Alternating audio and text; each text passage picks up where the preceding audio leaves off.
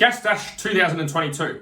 So you've got really 3 days to the event. You've got prologue on day 1, and then you've got day 2 and day 3, which is where most of your racing is done anywhere between 2.5 to 3 hours out on the bike, covering about 500 Ks over the 2 days.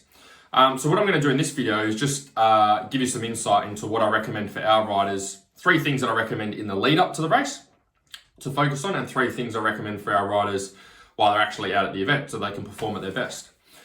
So a couple of things that I wanted to touch on.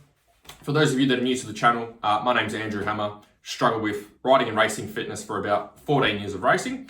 And hopefully this video helps you to not be one of those riders. So 3 things in the lead up that I get our guys to focus on. First thing is strength. Okay, so the stronger you can get yourself, the lighter the bike will feel for you. So if you have a look at the weight of your bike, depending on what you're riding, at a bare minimum, it's going to be 100 kilos, okay, if not more. So you've got a 100 kilo bike, and plus you've got your body weight on top of that bike. So if you're weighing 80 kilos and you've got a 100 kilo bike, that's a total of 180 kilos that you need to be able to wrestle around. So for prologue for Gash Dash, it's based on previous results, could be anywhere from 10 to 20 minutes on the bike, depending on your speed. And then for race day, it's between 2.5 to 3.5 hours, depending on your speed. So you need to be able to wrestle around 180 kilos for up to 2.5, 3.5 hours out on race day, which is a fair bit of weight to be able to move around for that period of time. So then, excuse me, there's no way of getting around strength training or strength work. Okay, the stronger you can get yourself, the lighter the bike's going to feel for you. And if you can get the bike to feel a lot lighter, then that means you're just going to use a lot less energy when you go and ride. And that's more so important for this event because it is a 2-day event.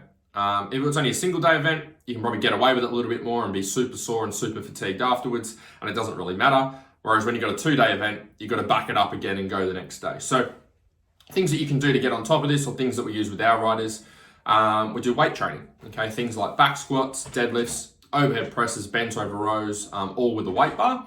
And so we can get our guys stronger with these movements. We know they've got a high correlation over to how they're going to be moving on the bike. So that's how we focus on the strength. The second thing we get our guys to focus on is doing longer, faster rides. And it's easier said than done because sometimes it's hard to find those desert racing conditions unless you live near the desert or near, you've got big stretches of open riding area where you can ride flat out for hours and hours. So if you're riding for 2.5 to 3.5 hours a day in these fast conditions and covering, almost about 500 Ks over the 2 days, it's very fast riding, very high average speed. So there's 2 things that we get our guys to try and focus on. Is number 1, try and do some more high speed riding. Okay, like if you're going and doing a lot of single trail or doing hard enduro and then expecting to go to Gash Dash and do well, they're 2 completely different types of riding. So the first thing we get our guys to do is try and focus on getting some faster riding and get used to riding at high speeds. Second thing we do is get them used to doing longer distance rides. A common mistake that I see is a lot of riders will go and practice and they'll go out and do an enduro ride and they'll ride for half an hour and then they'll have a bit of a stop and a break and then they'll go for another hour or so and then have a stop and a break and then go again and then go to Gash Dash and do 2.5 or 3.5 hours straight, and there's a big difference between those 2. So we try and encourage our guys when they go and practice is to go and ride as if they're doing a race. Okay, don't stop unless you need to get fuel, if you really have to.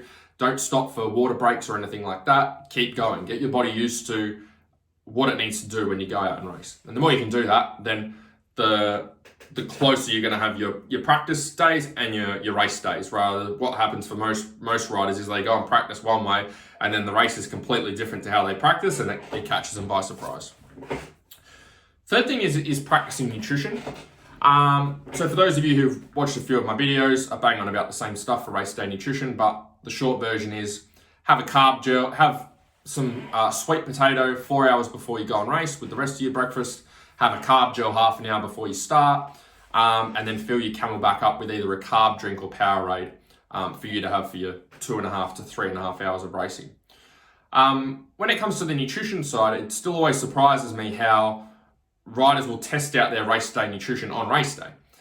So what I recommend for a lot of our guys is if you want to test out your race day nutrition on a practice day, because then you can tweak it and change it and get it better, and then you've got the real deal ready to go on race day.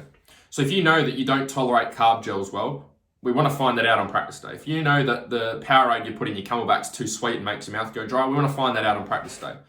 If you find out that the protein that you've mixed in your Camelback doesn't taste very good or clogs up your Camelback tube, we want to know that on practice day. We don't want to be experimenting with that stuff on race day. So I encourage a lot of our guys to get out there on their practice rides and do a practice ride as if it's a race day.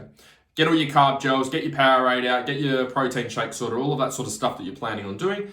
Make sure that you do a practice run with that stuff so there's no guesswork going into race day. So that's in the lead up. 3 things that I get our guys to focus on at the event. First thing is warming up before prologue. This is probably a big one.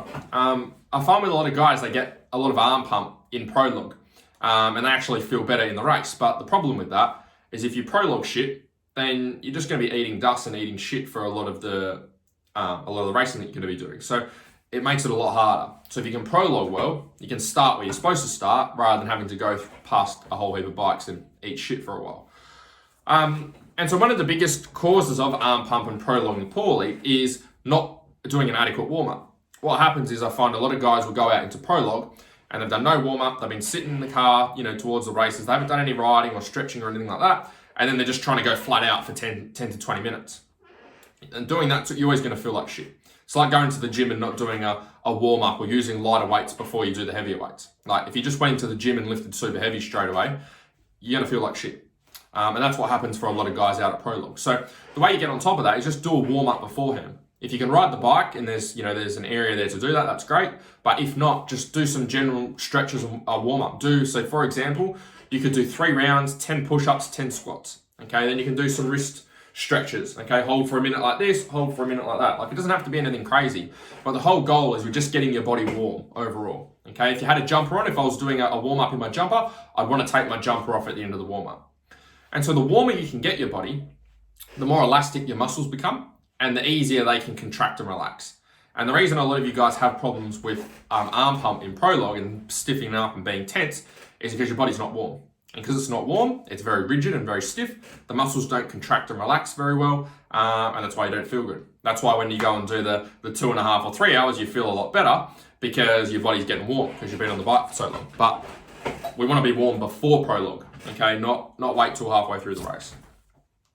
Second thing is you want to fuel yourself early in terms of nutrition, okay? Not just when you have no energy. I find for a lot of riders, what they will do is they will only worry about, say, getting a carb gel in or having Powerade or having salt tablets and all of that sort of stuff once they're already stuffed. And once you're already stuffed, it's very hard to come back from that while you're continuing to try and push your body. So you got to fuel your body when you feel like it doesn't need fuel. So what I mean by that is don't just try and get a carb gel in or get Powerade in or whatever it is at the end of the race. Do that stuff at the start of the race. Okay, so what I do with our guys is we get them to have roughly 45 grams of carbs every hour of riding. Okay, so that's roughly a 600 ml bottle of Powerade is about 35 to 40 grams of carbs. So you want to have roughly a 600 ml bottle of Powerade for every hour of riding. So you can fill that up and put that in your Camelback and then fill the rest up with water, or you can use a carb drink, which has the equivalent amount of carbs. But you want to be sipping and trying to get that in as much as you can at the start of the ride as well. Not just at the end when you feel like you're stuffed and you've got no energy. So we want to keep our fuel tank up here. We don't want to let it go down here and then do everything we possibly can to try and bring it back up because it's very hard to bring it back up. Third thing is recovery between race days. So obviously it's a 2-day event or 3-day event if you're including prologue. You want to make sure you're on top of your recovery for day 2. Okay, because there's nothing worse than waking up for day 2 going, oh, holy shit, how am I going to do, I've got to do 2.5, 3.5 hours on the bike and I feel terrible and I haven't even started yet. So things that we get our guys to help with recovery is, number 1, have a protein shake straight after you finish the race on day 1. The reason you want to do this is because when you go and ride, your muscles are breaking themselves down. And because your muscles are breaking themselves down, what we want to do is stop that and give them the building block they need to rebuild and repair themselves, ready for day 2. And that building block is protein. So you can use like a whey protein shake. I recommend for our guys, they use the bulk nutrients one. I just find that it mixes well and it tastes all right and it's not too expensive. But if you've got another one you can use, that's great.